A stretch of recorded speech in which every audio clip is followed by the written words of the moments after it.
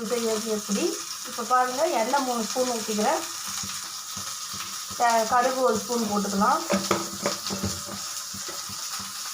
சோம்பு 1 ஸ்பூனு.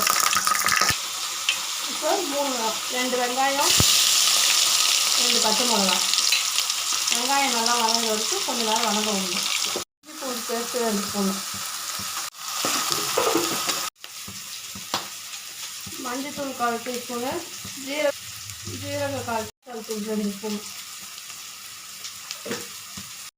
மிளகாத்தூள் 2 ஸ்பூனு.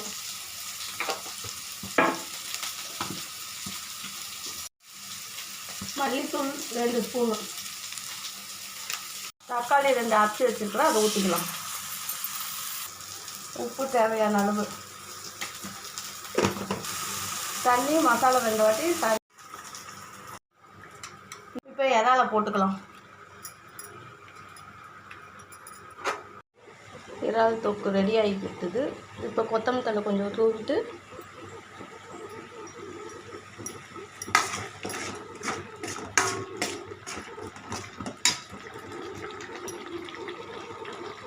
எண்ணெய் நல்லா பிரிஞ்சு வந்துச்சு. இறால் தொக்கு ரெடி ஆகிவிட்டுது.